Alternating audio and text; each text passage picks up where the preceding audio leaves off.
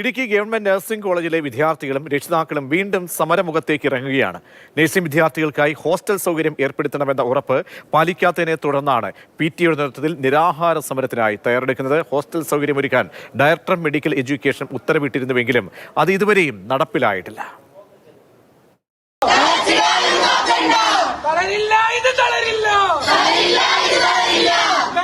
2023 ഇടുക്കിയിൽ government nursing college ആരംഭിക്കുന്നത്. എന്നാൽ കോളേജിന് സ്വന്തമായി കെട്ടിടമോ ഹോസ്റ്റലോ ഉണ്ടായിരുന്നില്ല.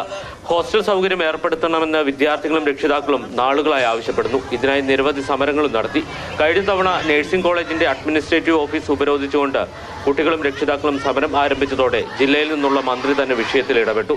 ഹോസ്റ്റൽ സൗകര്യമൊരുക്കുമെന്ന് ഉറപ്പ് നൽകി. എന്നാൽ ഇതും നടപ്പിലായില്ല. ഇതിനെ തുടർന്നാണ് വീണ്ടും സമരത്തിന് വിദ്യാർത്ഥികളും രക്ഷിതാക്കളും ഒരുങ്ങുന്നത്. ഈ 2023 എങ്ങനെ ഈ ഹോസ്റ്റൽ തുടങ്ങിയോ അതുപോലെ തന്നെയാണ് ഇപ്പോഴും അത് പോയിക്കൊണ്ടിരിക്കുന്നത്. അറ്റ്ലീസ്റ്റ് ഒരു കുടിവെള്ളത്തിന് ഒരു ഫിൽറ്റർ പോലും അവിടെ സ്ഥാപിച്ചിട്ടില്ല. പൈപ്പ് വെള്ളമാണ് ഇപ്പോഴും പിള്ളേർ കുടിച്ചുകൊണ്ടിരിക്കുന്നത്.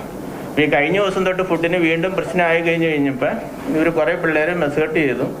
ഏകദേശം ഒരു 50 പിള്ളേർ ഇപ്പോൾ അവിടുന്ന് ഫുഡ് കഴിക്കുന്നില്ല, പുറത്തേക്ക് മാറി. അപ്പം ഇവർ ബാക്കിയുള്ള പിള്ളേർക്കുള്ള കുടിവെള്ളം പോലും ഇപ്പം കട്ട് ചെയ്തേക്കുന്ന ഒരു അവസ്ഥയിലാണ് ഇപ്പോൾ പോയിക്കൊണ്ടിരിക്കുന്നത്. അവിടെ മെഡിക്കൽ കോളേജിലെ പഴയ ഹോസ്റ്റൽ നഴ്സിംഗ് കോളേജ് വിദ്യാർത്ഥികൾക്ക് നൽകാമെന്ന് ഉറപ്പ് നൽകിയിരുന്നെങ്കിലും അതും പാലിക്കപ്പെട്ടില്ല. ഒരു ക്ലാസ് റൂം അതിനുള്ള റൂമാണ് ഇത് ഹോസ്റ്റലാക്കിയേക്കുന്നത്. അതിലൊരു റൂമിൽ 18 പേര് പറയുമ്പോൾ അതിനുള്ള സൗകര്യങ്ങൾ നമുക്ക് ഊഹിക്കാന്നേ ഉള്ളൂ. ഈ കോളേജ് നടന്നു പോകുന്നത് PTAയുടെ ഫണ്ടും കൊണ്ടാണ്. ഈ കഴിഞ്ഞ ദിവസം വരെ ഞാൻ യുവരാകാശം വെച്ച രേഖ എടുത്തിട്ട് സർക്കാർ ഫണ്ടായിട്ട് ഇതുവരെ ഒന്നും ഈ ഇതിന്റെ ദൈനംദിന കാര്യങ്ങൾക്ക് വേണ്ടിയിട്ട് സർക്കാരിൽ നിന്ന് 1 രൂപ പോലും കിട്ടിയിട്ടില്ല എന്നാണ് പ്രിൻസിപ്പാൾ അറിയിച്ചേക്കുന്നത്. നിലവിൽ വിദ്യാർത്ഥിരാജ ട്രസ്റ്റിന് കീഴിലുള്ള കെട്ടിടത്തിലാണ് താൽക്കാലിക ഹോസ്റ്റൽ സൗകര്യമുള്ളത്.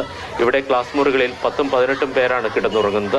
സമരം ചെയ്തതിന്റെ ഫലമായി ഇപ്പോൾ ഇവിടെ കുടിവെള്ളവും ഭക്ഷണവും പോലും നിഷേധിക്കുകയാണെന്ന് PTA ഭാരവാഹികൾ പറഞ്ഞു.